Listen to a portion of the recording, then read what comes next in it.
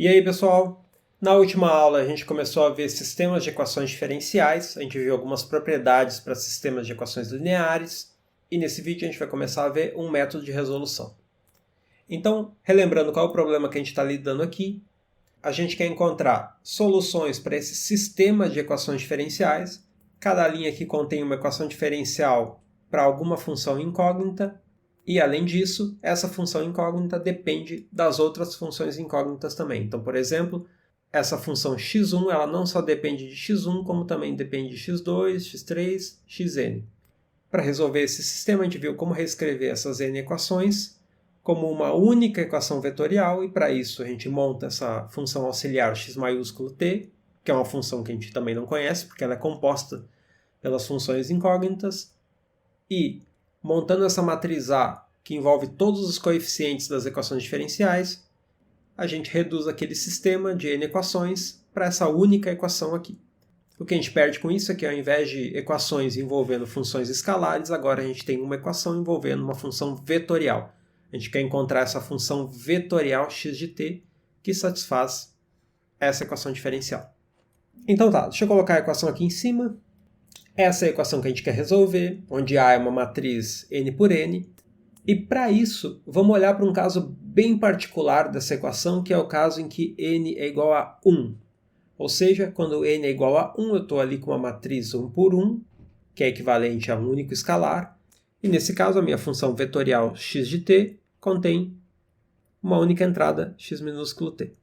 Portanto, aquela equação vetorial se reduz a essa equação escalar aqui. Essa é uma equação linear, primeira ordem, coeficientes constantes, que a gente sabe resolver desde o primeiro dia de aula, e a gente sabe que a solução geral para esse problema é dada por essa expressão aqui, onde c é uma constante arbitrária.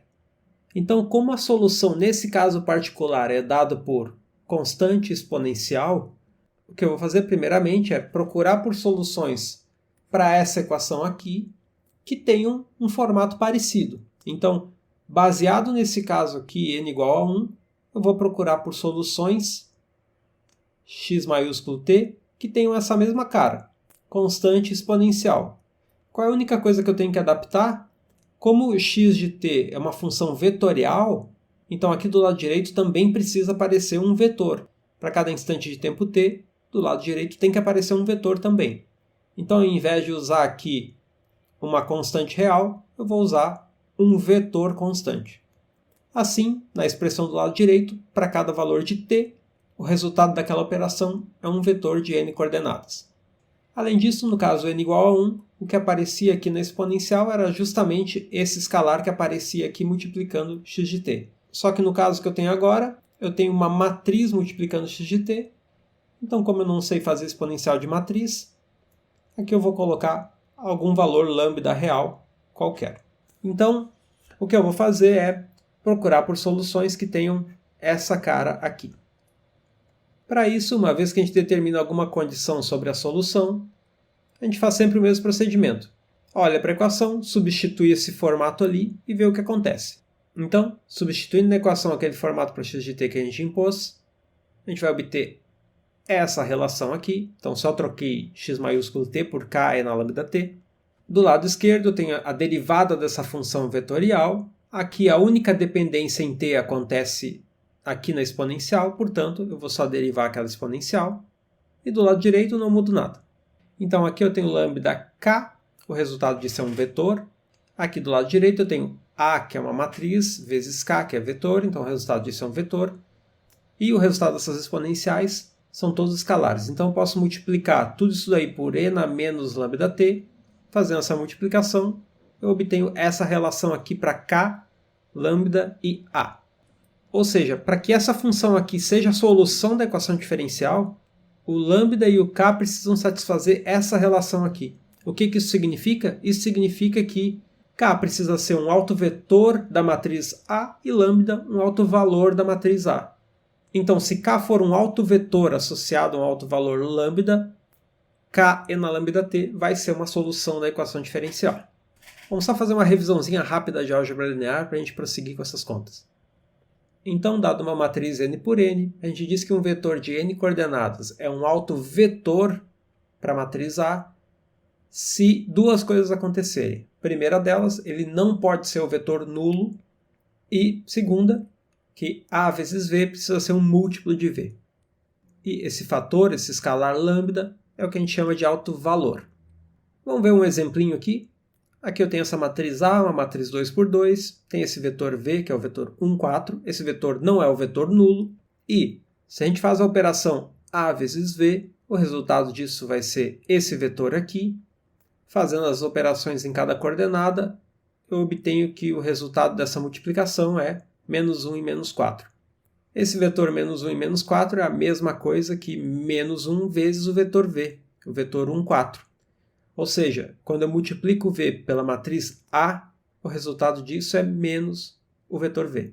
Portanto, isso significa que o vetor V é um autovetor para a matriz A e o valor lambda igual a menos 1 é um autovalor para a matriz A.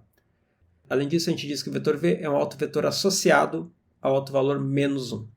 Então pronto, da definição de autovetor e autovalor, a gente tem que um escalar lambda é autovalor se e somente se existe um autovetor associado. Ou seja, lambda vai ser autovalor se e somente se tem um vetor não nulo tal que AV seja igual a lambda V. Isso é a mesma coisa que dizer que existe um vetor não nulo tal que AV menos lambda V seja o vetor nulo. E, colocando V em evidência, isso é a mesma coisa que dizer que existe um vetor não nulo tal que isso daqui é verdade, onde esse I que aparece aqui é a matriz identidade, N por N. Agora, o que essa linha está dizendo? Essa linha está dizendo que existe um vetor não nulo tal que essa matriz vezes V é o vetor nulo. Notem que se a gente substituir esse V aqui por zero, o resultado dessa operação também vai ser zero. Então aqui a gente está com um outro vetor que não é zero, tal que o resultado dá zero também. Isso significa que aquela matriz A menos lambda-I ela não é injetiva, porque em particular, tanto o vetor nulo quanto o vetor V, quando você aplica ela, resultam no vetor zero. E se ela não é injetiva, ela não pode ser invertível. Só uma observação aqui, esse lado aqui da implicação é porque qualquer aplicação invertível precisa ser injetiva e sobrejetiva. E esse outro lado aqui é porque a matriz é uma matriz quadrada. Em geral, se uma aplicação não é invertível, não significa que ela não é injetiva. Ela pode não ser sobrejetiva. Pode ser injetiva, mas não ser sobrejetiva. Porém, no caso de uma matriz quadrada, pelo teorema núcleo-imagem, uma coisa não pode ser desassociada da outra. Se você tem uma matriz que não é injetiva, ela também não é sobrejetiva. E se ela não é sobrejetiva, ela também não é injetiva. Então, por isso que vale a volta ali naquela implicação também. Então, tudo isso para dizer que lambda é um alto valor, se e somente se A menos lambda-I não é invertível. E A menos lambda-I não ser invertível é a mesma coisa que dizer que o determinante é zero. Portanto, todo o alto valor de uma matriz A precisa satisfazer essa equação aqui. E todo valor de lambda que satisfaz essa equação é um alto valor para a matriz A. Com isso, a gente conclui que essa equação aqui do lado direito caracteriza todos os autovalores de uma matriz A. Essa equação do lado direito é o que a gente chama de equação característica. Assim, por toda aquela dedução que a gente fez no slide anterior, a gente vê que, a partir de qualquer valor real que satisfaça a equação característica, a gente consegue encontrar um vetor de n coordenadas tal que A vezes V seja igual a lambda V. Abrindo essa equação aqui em todas as coordenadas, a gente obtém essa expressão que, depois de fazer essa operação aqui matriz-vetor, a gente obtém esse sistema de equações algébricas.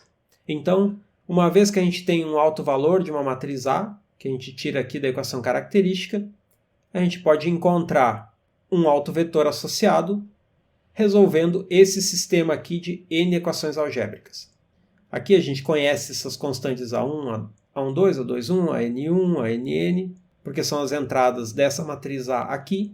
Conhece esse valor lambda, só não conhece quem é V1, V2, V3, Vn. Então, a partir desse sistema de n equações algébricas, a gente consegue determinar quem são os autovetores. Então está aqui, esse é o sistema algébrico que permite que a gente determine autovetores associados a algum valor lambda. Vamos ver um exemplo. Aqui nesse exemplo 1 eu tenho esse sistema de duas equações diferenciais. Eu quero encontrar a solução geral e para isso eu vou então montar aqui a minha função vetorial e, portanto, eu posso reescrever aquele sistema como essa única equação diferencial, onde a minha matriz de coeficientes é uma matriz 2×2. A gente vai procurar por soluções que tenham aquela cara que a gente viu antes, soluções que tenham a cara vetor e na lambda t, e para isso, como a gente viu, para que isso daqui seja a solução, lambda tem que ser um autovalor da matriz A, e isso daqui tem que ser um autovetor associado. Então vamos começar procurando pelos autovalores. Para isso eu vou montar a equação característica. Então a partir da matriz A eu vou montar esse determinante. Subtraindo lambda I da matriz A, a gente obtém essa matriz aqui, cujo determinante é dado por essa expressão, lambda quadrado menos 2 lambda menos 3. Portanto, essa é a equação característica, e os únicos valores de lambda que satisfazem essa equação são lambda igual a 3 e lambda igual a menos 1. Então, vamos pegar cada um desses autovalores e determinar algum autovetor associado. Para aquele primeiro autovalor 3, eu preciso então encontrar um vetor K1, K2 que satisfaça a K1 igual a 3K1. Abrindo essa equação aí nas coordenadas, eu vejo que K1 e K2 precisam satisfazer essa relação, que é a mesma coisa que esse sistema algébrico aqui. Agora é só subtrair 3K1 e 3K2 dos dois lados dessas equações, que a gente obtém esse sistema. Agora notem o seguinte, essa segunda equação aqui, ela é a mesma coisa que multiplicar a primeira equação por menos 2. Então, multiplicando a primeira equação por menos 2, a gente obtém a segunda. Ou, dividindo a segunda equação por menos 2, a gente obtém a primeira equação. Fazendo isso, a gente obtém esse par de equações que, na verdade, só tem uma equação envolvida. E daqui a gente tira o seguinte, que o K2 precisa ser igual a 2K1. Essa é a única informação que esse sistema de equações gera. Ou seja, em particular, não importa qual o valor de K1. Se o K2 for igual ao dobro de K1, o resultado disso vai ser um autovetor. E essa liberdade sempre vai aparecer no cálculo do autovetor. Sempre tem que ter uma liberdade aqui, porque lembrem que todo múltiplo de um autovetor também é um autovetor. Então, não tem como esse sistema de equações para determinar um autovetor gerar uma única resposta. Precisa gerar todo um conjunto de respostas, e é por isso que sempre tem essa liberdade. Então, sempre que estiver procurando por um autovetor de uma matriz 2×2, aqui no final, essas duas equações sempre vão se resumir a uma só. Então, sempre você vai ter somente uma equação aqui, ou seja, aqui você vai obter duas equações repetidas. Isso sempre vai acontecer no caso 2×2. Então, para qualquer valor que eu colocar aqui em K1, se K2 for o dobro de K1, o resultado disso vai ser um vetor que satisfaz essa equação. Então, como a única outra coisa que eu preciso tomar cuidado é que esse autovetor não seja zero, então eu vou escolher um valor para K1 que não seja zero. Então, escolhendo K1 como sendo 1, dessa equação aqui a gente tira que o K2 tem que ser 2 e, portanto, o meu autovetor vai ser o vetor 1, 2. Um autovetor associado ao autovalor 3 é o vetor 1, 2. Agora eu faço a mesma coisa para o outro autovalor, menos 1. Vou procurar aqui por um outro vetor, K1, K2, que satisfaz essa equação aqui. Abrindo essa equação em coordenadas, a gente obtém esse sistema de equações, que é a mesma coisa que isso daqui. E, de novo, notem que a segunda equação é 2 vezes a primeira. Então, na verdade, eu estou aqui com duas equações que são a mesma. Então, isso me diz que K1 e K2 precisam estar relacionados dessa maneira aqui. E isso está me dizendo que para qualquer valor de K1, se eu pegar K2 igual a menos 2K1, o resultado disso vai satisfazer essa equação aqui. O único cuidado que eu tenho que ter, então, é que o resultado não seja um vetor nulo. Então, eu vou escolher K1 igual a 1. Nesse caso, o K2 vai ter que ser menos 2. Uma vez escolhido K1, não posso escolher K2. K2 vai vir dessa relação aqui.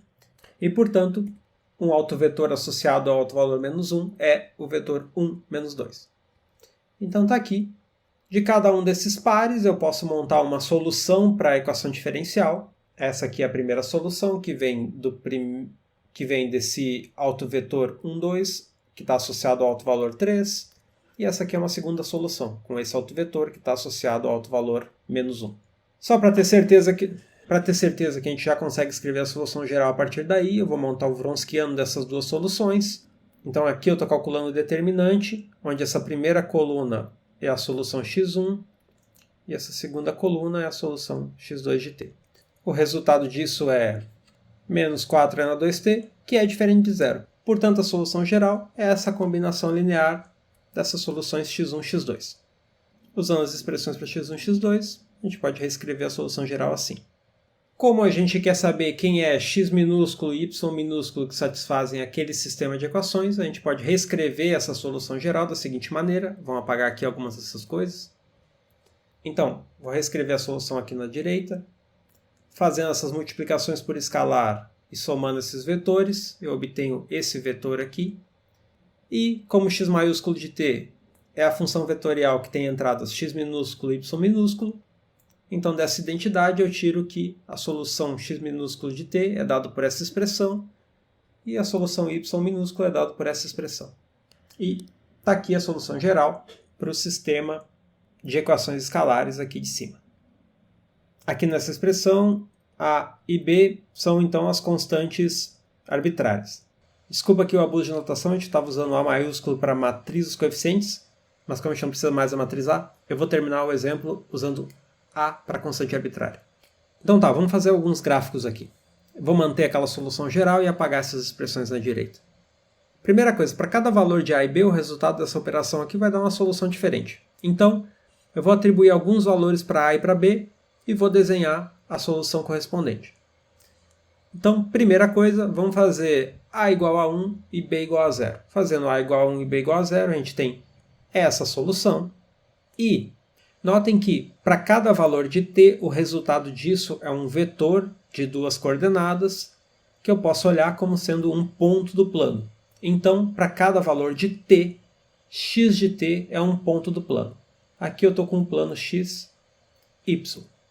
Então, por exemplo, se eu escolho t igual a 0, eu estou justamente com essa bolinha azul aqui. Porque t igual a 0 vai me retornar o vetor 1, 2, que é esse vetor aqui. 1, 2. Então, quando t é igual a 0, a gente está naquela bolinha azul no gráfico. Agora, se eu aumento o valor de t, se eu escolho t, por exemplo, igual a 1, então para t igual a 1, aquele coeficiente e na 3t vai ser igual a e na 3, que é maior do que 1. Então, quando eu escolho t igual a 1, eu estou multiplicando o vetor 1, 2 por um escalar maior do que 1. E, portanto, o resultado disso vai ser um vetor na direção e no sentido de 1, 2, porém com tamanho maior. Então, para t igual a 1, o meu ponto x de t vai estar em algum instante aqui na frente. Se eu aumento ainda mais o valor de t, esse escalar vai aumentar ainda mais e o resultado disso vai ser um múltiplo ainda maior de 1, 2. Então, eu vou estar em algum outro instante aqui. Então, quanto maior for o valor de t, mais para cima eu estou dessa reta aqui. É por isso que a gente coloca essa setinha, que é para indicar o sentido com que o tempo está crescendo. Então, essa setinha aqui para cima quer dizer que, a partir de cada ponto, quando você aumenta o valor de t, você está andando nessa direção aqui. E se você escolhe um valor de t negativo, por exemplo, t igual a menos 1, o resultado disso vai ser igual a e na menos 3, que é menor do que 1. É positivo, mas é menor do que 1. E, portanto, o resultado disso é você multiplicar o vetor 1, 2 por um escalar pequeno, positivo e pequeno. Portanto, você vai estar contraindo esse vetor 1, 2. Então, quando você escolhe t igual a menos 1, você vem parar em algum ponto aqui mais próximo da origem. E à medida que você vai diminuindo o valor de t, ou seja, à medida que você manda t para menos infinito, você está multiplicando o vetor 1, 2 por um escalar cada vez menor. E é por isso que, quando t vai para menos infinito, você vai se aproximando aqui da origem do plano xy. Aqui essa setinha está para cima porque é a seta que indica o sentido do tempo. À medida que t cresce, você está andando nessa direção aqui sobre essa reta. Então tá aí, o gráfico dessa função vetorial x de t é aquela reta em verde escuro no gráfico. Vamos limpar a tela e ver mais um exemplo.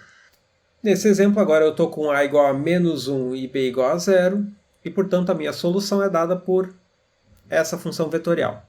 Notem que quando t é igual a 0 eu estou com o vetor menos 1, menos 2, que é esse ponto aqui.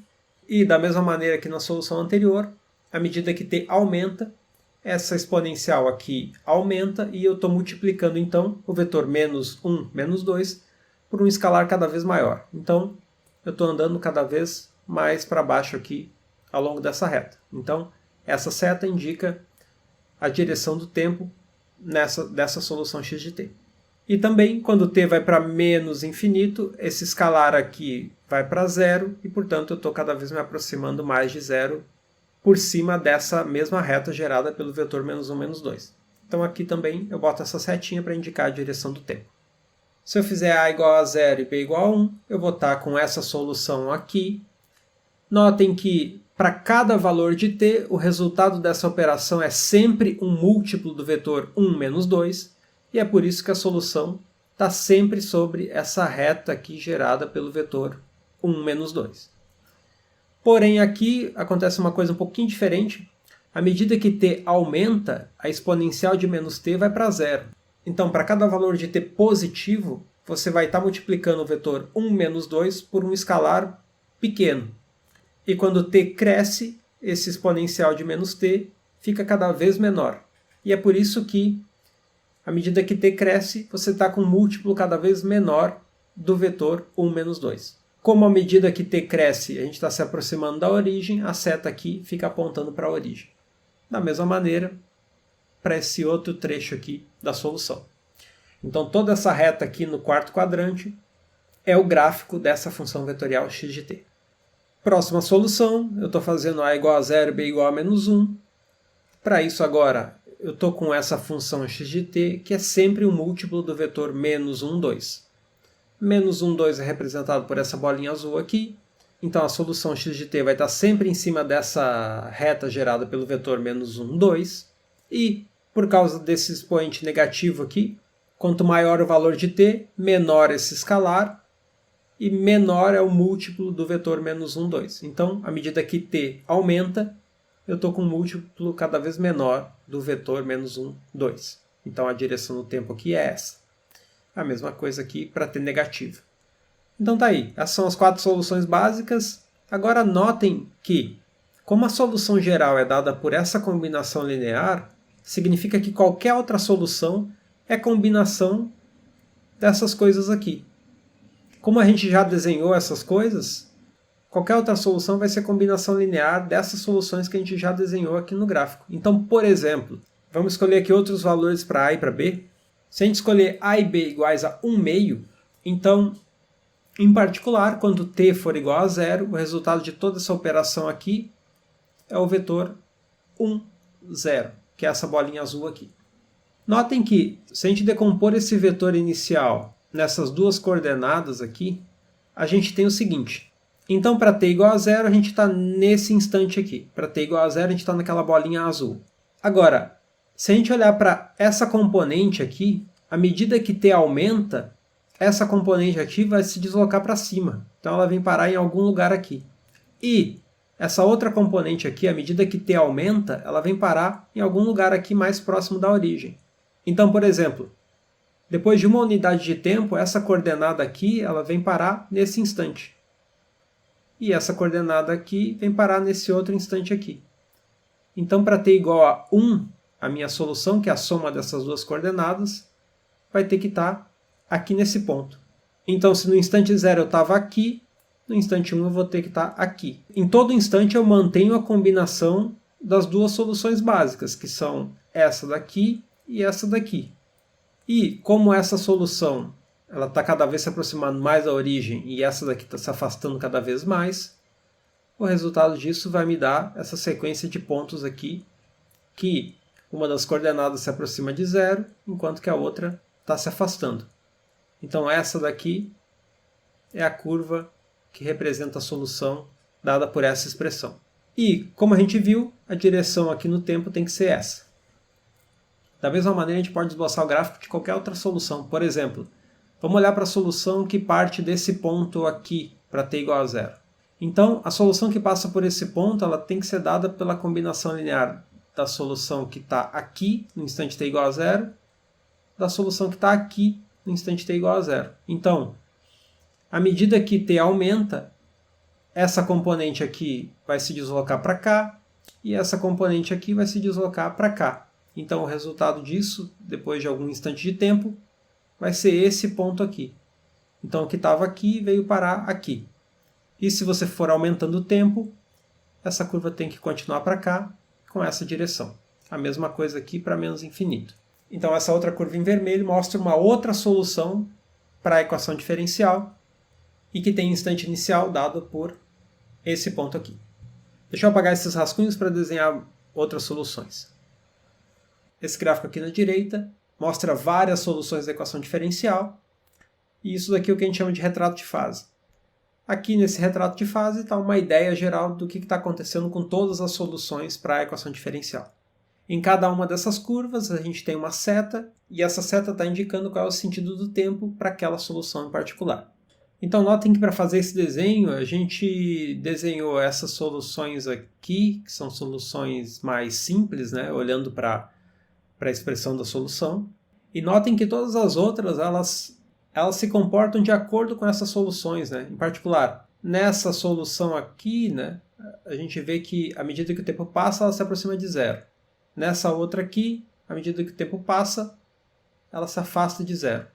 Então qualquer solução que está aqui nessa parte da direita do gráfico, ela tem que ter um comportamento combinação linear dessas duas, né? Aqui uma das componentes está sempre indo para zero, enquanto que a outra está indo para mais infinito. E aqui é a mesma coisa. Para qualquer outra solução aqui, a gente teria esse mesmo fenômeno. E isso está acontecendo nas outras partes do gráfico também. Resumindo o que a gente viu aqui, então a gente quer resolver esse sistema de equações. Aqui a gente tem um sistema com n equações diferenciais de primeira ordem.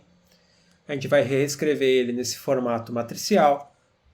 E olhando para a matriz A, a gente consegue construir as soluções assim. Se a matriz A possui n autovalores reais distintos, então cada autovalor vai ter autovetores associados, e a partir desses pares autovalor, autovetor, a gente constrói as soluções para a equação diferencial. Então, para um sistema de n equações, se a gente tiver a matriz A com n autovalores distintos, ou seja, todos os autovalores são reais e distintos, então a solução geral da equação diferencial é dada por essa combinação aqui, onde cada um desses k's são autovetores da matriz A e os lambdas são os autovalores correspondentes. Então está aqui. Sempre que a matriz A tiver n autovalores reais distintos, a gente sabe como montar a solução geral. Basta encontrar os autovetores e montar essa combinação. Então vamos lá para o último exemplo. Nesse último exemplo, a gente tem esse problema de valor inicial envolvendo 3 equações de primeira ordem. Então, para resolver, eu vou reescrever nesse formato matricial. A matriz A dos coeficientes é dada por essa matriz 3 por 3. E agora precisa analisar os autovalores dessa matriz A. Para isso, a gente monta a equação característica, que vem desse determinante aqui. Então, calculando esse determinante, a gente obtém essa equação aí de grau 3. Então, a equação característica é essa equação polinomial de grau 3. Portanto, os autovalores da matriz A são os valores 1, menos 1 e 2. Como todos são reais e distintos, a gente sabe que a solução geral vai ser dada pela combinação linear das 3 soluções básicas, cada uma vindo de um dos autovalores. Então, vamos apagar isso aqui para encontrar os autovetores associados a esses autovalores. Para o primeiro autovalor, eu estou procurando por um vetor de 3 coordenadas que satisfaz A vezes K1 igual a K1, porque o autovalor aqui é 1.